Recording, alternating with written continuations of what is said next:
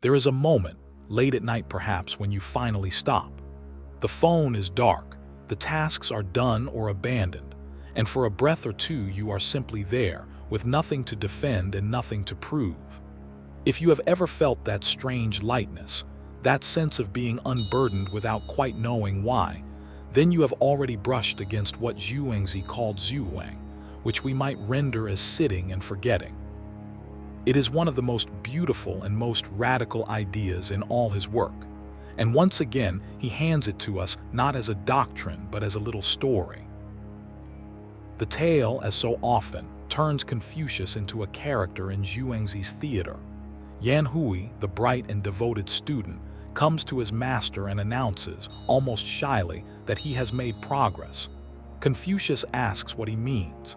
Yan Hui says he has forgotten benevolence and righteousness, those great moral pillars everyone was supposed to cling to.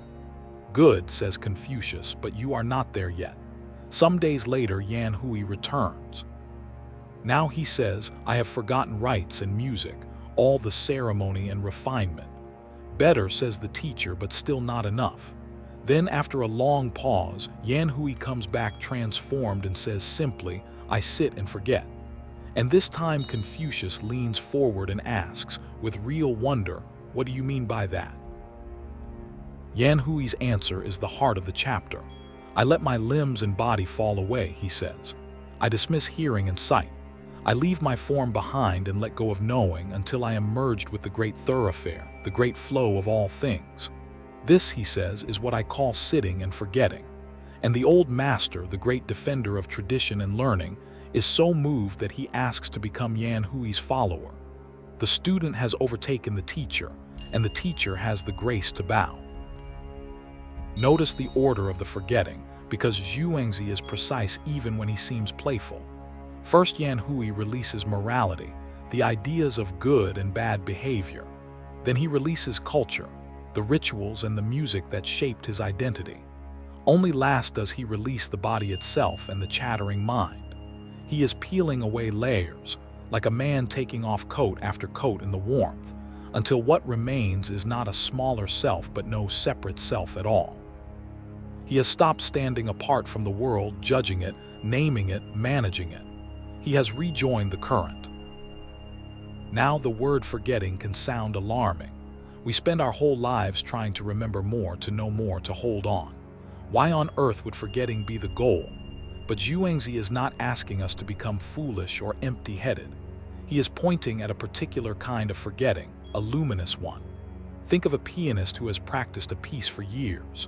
When she finally plays it for the joy of it, she is not thinking about her fingers, not counting beats, not remembering the rules.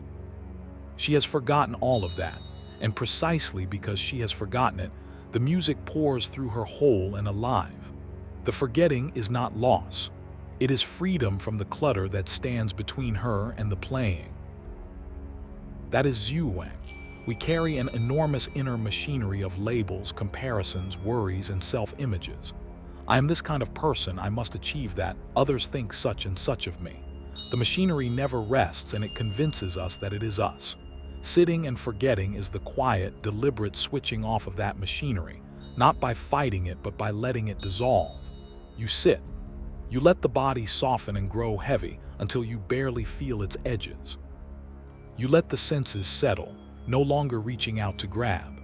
And you let the thinking mind, that restless commentator, simply fall silent.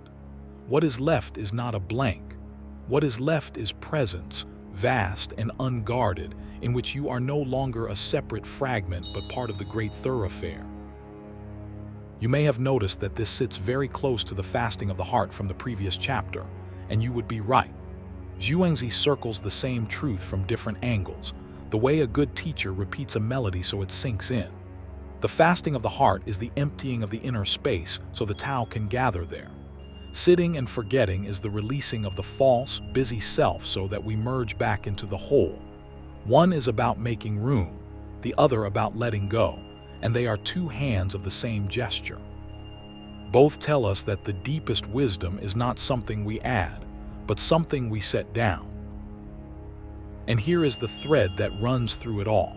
We tend to believe that we become more by accumulating more knowledge, more status, more control, a firmer and bigger sense of self.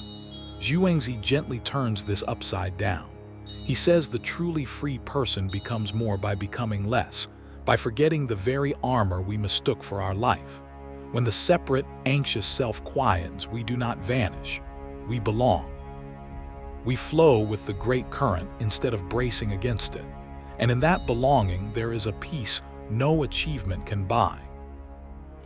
In the next chapter, we will leave the cushion and walk into a kitchen, where a humble cook is carving an ox. From him, Zhuangzi will show us that this effortless flow is not only for stillness and meditation, but can live in the most ordinary work of our hands.